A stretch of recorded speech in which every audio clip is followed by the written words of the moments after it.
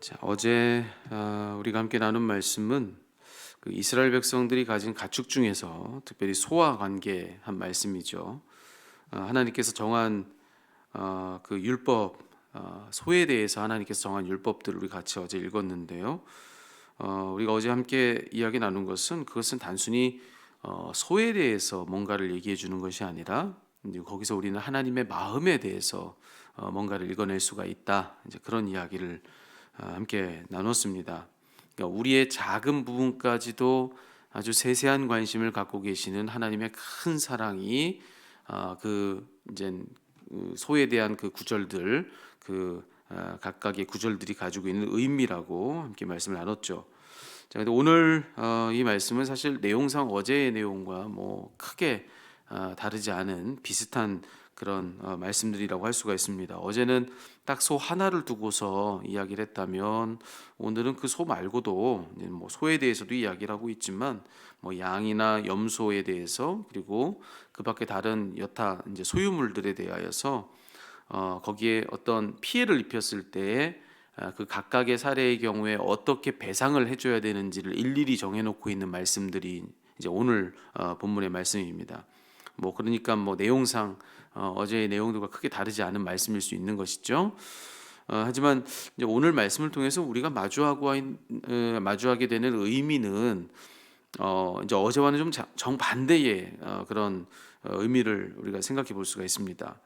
어제는 우리에 대해서 한없는 관심을 갖고 계시는 하나님 사랑을 마주하는 그런 본문이라고 말했다면, 자, 오늘 이 본문에서는 좀 다르게 사랑이 아니라 이제 정의에 대한 이야기를 또 한번 해볼 수가 있습니다. 이 모든 구절들은 다 하나같이 다 각각 다른 이야기를 하는 것 같지만 다 똑같이 한 가지 이야기를 또 하는 것이라 할 수 있는데, 이것은 하나님이 누구시냐? 하나님은 정의의 하나님이시다. 이것을 우리에게 알려주는 구절들이다. 그러니 오늘 이 말씀들이 우리와 상관없는 말씀처럼 보여도 그렇지 않다는 겁니다. 하나님 누구신지를 알려주는 거예요. 어제는 사랑의 하나님에 대해서 우리가 함께 읽었다면 오늘 이 구절 속에서는 또 공의의 하나님, 하나님은 누구신가? 정의의 하나님이시다. 이걸 알려주는 말씀들로 우리가 읽는다면 우리와 상관없는 말씀이라고 할 수가 또한 없는 것이 되는 것이죠. 자, 오늘 내용을 한마디로 하면 배상에 대한 겁니다. 누군가에게 손해를 입혔다면 그냥 넘어갈 수 없다는 거예요. 그 손해를 입힌 자에게 그 손해를 다시 회복시켜 줄 뿐만 아니라 그로 인해서 얻은 그 피해에 대해서 어떤 식으로 더 배상을 해 주어서 그 받은 피해에 대해서 모든 것들을 다 정리해 줄 수가 있는가, 이제 그걸 얘기해 주는 건데, 자, 이렇게 하나하나 세세한 부분까지 하나님이 다 정해 놓으셨다는 것, 그것은 우리에게 이걸 의미하는 것이죠. 그 정도로 삶의 아주 구체적인 부분까지도 이와 같이 하나님께서 원칙으로 다 정해서 이렇게 다이 손해를 그대로 손해로 남지 않도록 하셨다라고 하는 것은 그 정도로 우리의 삶을 정의롭게 세우기 원하시는 것이다. 하나하나 다 일일이 하나님의 원칙에 따라서 정의롭게 세우기 원하시는 하나님을 여기서 우리가 만나는 것이다라고 하는 것이죠. 앞서서 우리는 십계명을 통해서 그 하나님의 정의에 대한 대원칙을 우리가 배웠다면, 자, 지금 읽고 있는 이런 말씀들은 그런 이 대원칙에 따른 어떤 세세한 적용은 또 어떻게 되는지 그걸 지금 알려주고 있는 말씀인 것입니다. 그러니까 그 원칙에서부터 구체적인 적용에 이르기까지 그렇게 구체적으로 하나하나를 다 꼼꼼히 세워가면서 당신의 원칙에 따라서 우리의 삶을 정의롭고 또 바르게 세워가려 하시는 그런 정의의 하나님, 우리는 여기서 그런 하나님을 만난다라고 하는 것이죠. 자, 그렇다면 우리가 여기서 이런 정리를 좀 해볼 수 있을 것 같아요. 오늘 이 말씀과 어제의 말씀을 우리가 더불어 생각해 본다면, 이 방대한 그 율법들, 이제 우리가 이후에도 이제 여러 가지 하나님의 그 세세한 율법의 그런 말씀들에 대해서 우리가 읽어가게 될 텐데, 자, 이런 이 방대한 율법의 조항들을 통해서 우리는 뭘 보는 것이냐? 균형 가운데 계시는 하나님을 만나는 겁니다. 균형 가운데 계시는 하나님. 자, 무엇과 무엇의 균형이냐면 사랑과 공의의 균형, 그 균형 한가운데 하나님이 계시다고 하는 것을 우리가 배우게 된다는 거예요. 자, 어제 함께 말씀 나눴듯이 우리가 이제 지금 마주하고 있는 이 세세한 율법의 조항들은 자, 그만큼 우리에게 많은 관심을 가지고 계시는 사랑의 하나님에 대해서 알려주고 있는 것이기도 합니다. 근데 동시에 여기에 이 세세한 율법의 조항들은 또한 공의의 하나님, 정의의 하나님에 대해서도 알려주고 있는 그런 조항들이다. 이로써 우리는 그 둘의 균형 가운데 하나님이 계시다는 것을 배운다는 것이죠. 사랑의 하나님이시지만 공의의 하나님이시고, 또 공의의 하나님이시지만 사랑의 하나님이신 그분의 균형을 배운다는 겁니다. 이게 왜 우리에게 중요하냐면요, 우리는 어느 하나로 치우치기가 쉬워요. 그런데 그렇지 않다는 거예요. 어느 하나로 치우쳐서 그거 하나만이 하나님의 전부라고 아는 순간부터는 우리가 하나님을 오해하는 것일 수 있다는 것을 우리가 여기서 알게 되는 것입니다. 예를 들어 이런 것이죠.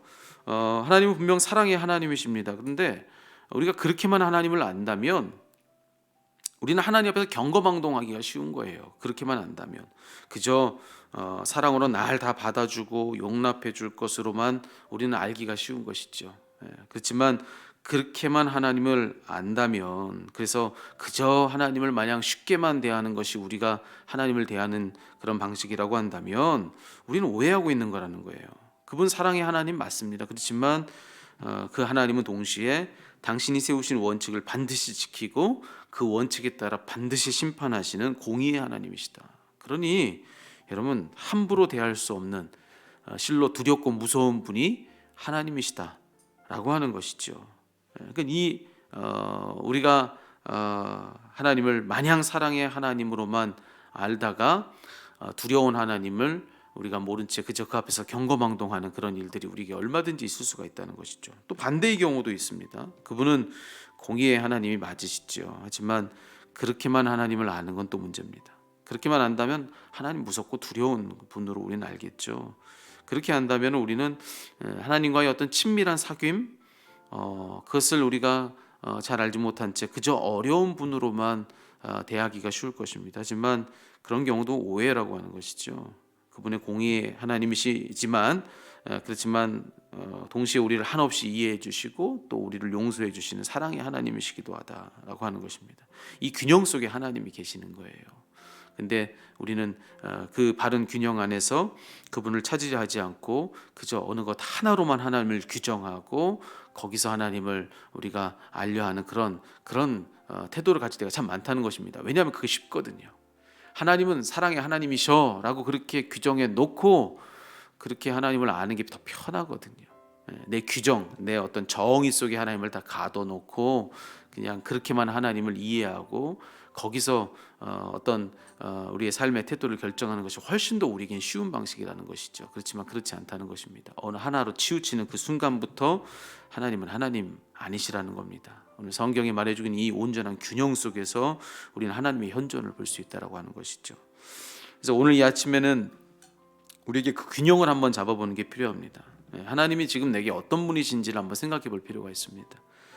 만약 내게 하나님이 마냥 두렵게 느껴진다면, 그렇다고 한다면 그분이 얼마나 친밀하고 얼마나 우리에게 또 그렇게 가까이 우리를 대해 주시는 분이신지 그것을 생각하고 한번 담대히 그분 앞으로 나아가는 것입니다.